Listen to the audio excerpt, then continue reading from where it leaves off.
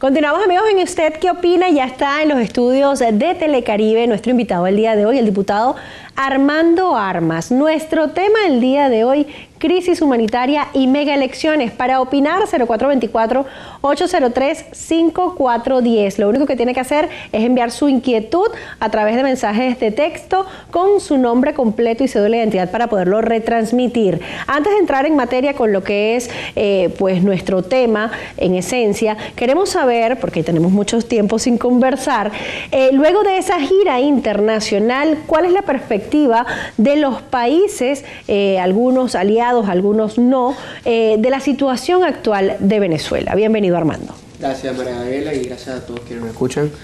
Bueno, efectivamente, yo creo que el combate que se está dando en Venezuela por la dignidad, en contra del hambre, por la restitución de la institucionalidad democrática, es un combate que trasciende las fronteras de Venezuela. No solamente porque le interesa al mundo y a la región tener un país como Venezuela, además con lo que ha significado ser Venezuela en el ámbito internacional, que vuelva al camino democrático, sino porque hoy es un problema de salud pública incluso, la emigración de venezolanos, la penetración de capitales provenientes del lavado del dinero, del narcotráfico, de la corrupción, de la trata de blancas, de toda la criminalidad que hoy en día prolifera hoy en día en Venezuela, desde las esferas del poder incluso, y que hace merma en países democráticos, porque todos estos enchufados se buscan los países donde quieren vivir, en Estados Unidos, en Europa, etcétera, ¿no? Y ahí es donde esos imperios criticados, y ahí es donde quieren vivir, tener su apartamento, gozarse su dinero, tener sus amantes, etcétera, tener a sus hijos, y bueno, eso es parte del foco que la comunidad internacional está viendo hoy en día en Venezuela. Ahora, sin embargo, es muy importante destacar, el trabajo internacional es importante, no solamente de la comunidad internacional hacia Venezuela, sino también de la diáspora. Hay más de 4 millones de venezolanos, según el último informe, el último estudio de Consultora 21, que han tenido que huir de la situación paupérrima que estamos viviendo en Venezuela.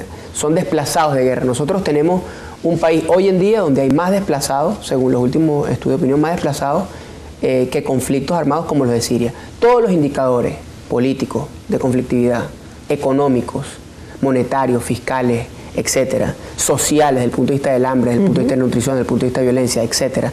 Todos los indicadores políticos, económicos y sociales dicen que Venezuela es un país como los estados que han estado en guerra. Es decir, ningún país que no haya estado en guerra tiene los indicadores, o a través de una situación de post-conflicto, tiene los indicadores que hoy en día tiene Venezuela. Pero fíjate, tú hablas, y te lo comentaba precisamente, porque definitivamente no somos el centro del universo, pero sí todos los ojos del mundo están puestos en Venezuela, atendiendo los problemas de cada país o de cada entidad, pero sí pendientes de lo que está pasando en el país. Sin embargo, pareciera que el trabajo está entonces desde fuera y los venezolanos están en incapacidad de actuar en contra de un sistema de gobierno que no les ha brindado las oportunidades o siquiera el beneficio de poder alimentarse, por empezar por lo más básico.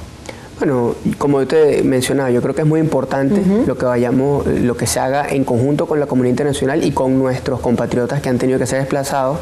Eso es importante. Pero es fundamental. Se hagan, es fundamental. Teniendo en cuenta que la Mesa de la Unidad habló fue ayer. Es fundamental lo que hagamos en Venezuela.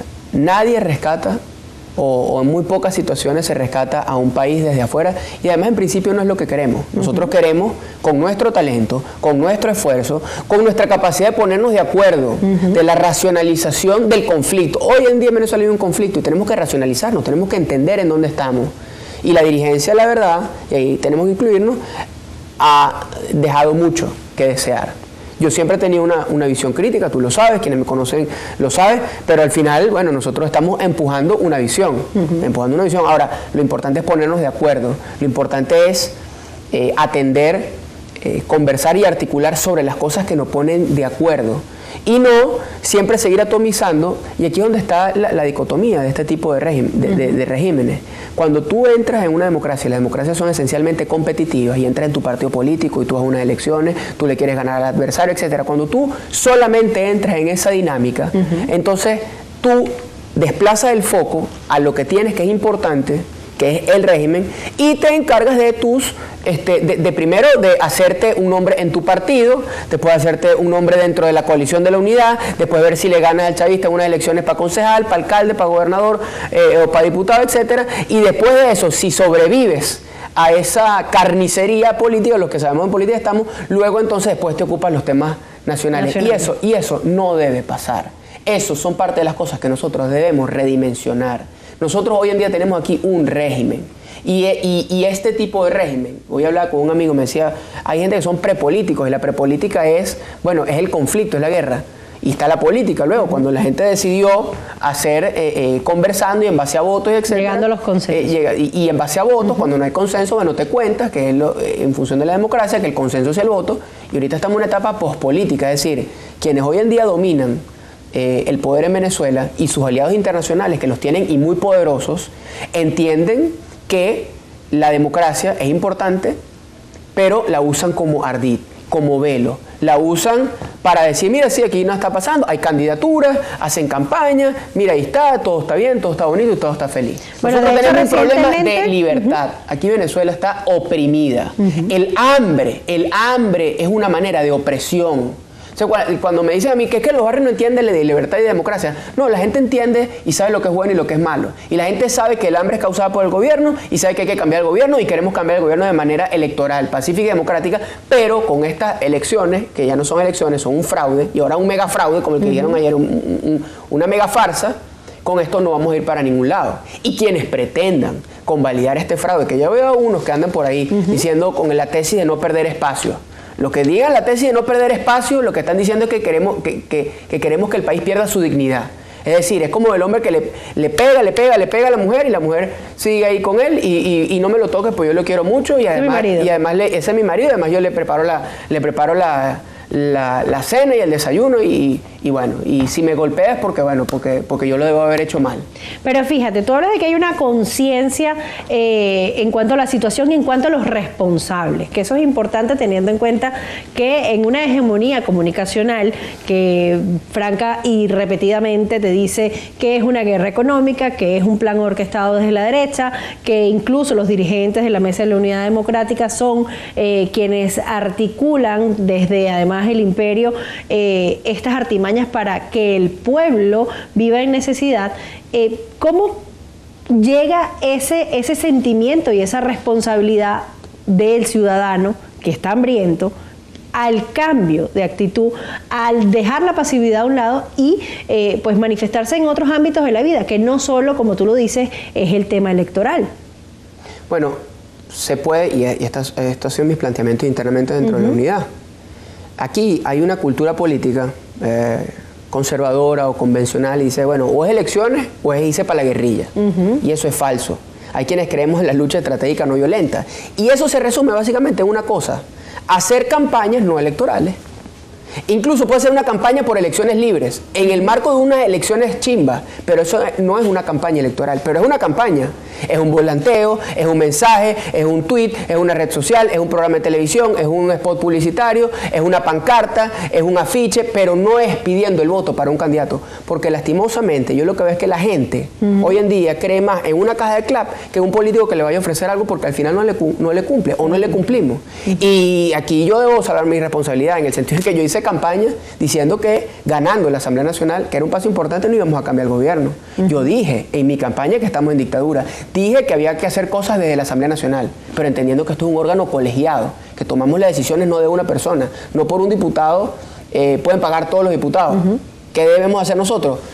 Conversar, ¿qué debemos hacer? Comunicar, exhortar. Diosdado Cabello dice que no han hecho nada y que por eso precisamente corresponde hacer una nueva elección de la Asamblea Nacional, propuesta que fue gratamente recibida por el presidente de la República y seguramente, como nos lo ha dicho la historia, será bien recibido por el Consejo Nacional Electoral. Pero es decir, que te quedan escasos 2 meses de diputado. Diosdado Cabello, no, es que ese es el chip errado. O sea, aquí no hay Asamblea Nacional Constituyente. La gente cree que hay una mediatización, hay un spot publicitario, una cuestión, pero no hay una Asamblea Nacional Constituyente, no fue convocada. Hay una realidad política, que es una dictadura que se instrumenta o se justifica a través de un fraude constituyente y que a través de eso pretenderán cercenar ahora el único poder legítimo que queda, que es la Asamblea Nacional, porque ya cooptaron el Ejecutivo, ya cooptaron el Judicial, ya cooptaron el Poder Electoral, y lo único que les falta, como saben que es muy importante por el tema que nosotros estamos haciendo, la legitimidad que nosotros tenemos, cómo hablamos en el mundo, el tema del bloqueo, el tema del no reconocimiento de la comunidad internacional, y pues lo que están tratando de hacer es, a diferencia de Fujimori en su momento, que metió unos tanques y cerró la Asamblea Nacional, y otras dictaduras que han sido más, si se quiere, procaces al momento o han sido más si se quiere, más contundente al momento, bueno, cerramos esto y ya, lo hacen más de manera más descarada, dicen, bueno, hacemos una elección que no es elección a través de un órgano que convoca, que es una constituyente, que no es constituyente y que no tiene la facultad, y adelantamos la elección. Aquí no existe elección adelantada. Nosotros fuimos electos hasta el año 2020 y los diputados vamos a seguir siendo diputados legítimos y vamos a seguir ejerciendo. Claro, pero eso en la teoría hay un marco legal, pero tal y como tú lo has dicho, si hay una dictadura y decide ir con todo en estas mega elecciones, ese es problema de ellos. Pero en la práctica ya está hecho. Ustedes no pueden sesionar, por ejemplo, todos los días porque tienen que abrirle el espacio a unos constituyentistas que están allí, físicamente van y físicamente han hecho leyes usurpando las funciones de la Asamblea Nacional. Primero, que nadie las cumple. Bueno, segundo, que nadie las reconoce. Está la ley del odio, por la que, por ejemplo, ya han sancionado algunos obispos que están en el ojo del huracán por haber dado una homilía. Nadie las cumple, nadie las cumple, nadie les cree, la comunidad internacional no lo reconoce y no lo va a reconocer. Vamos a una breve pausa, Armando. Al regreso seguimos conversando sobre este tema. Para opinar, rapidito les comento nuestro número de teléfono, 0424-803-5410, en forma de mensaje de texto con su nombre completo. Ya venimos.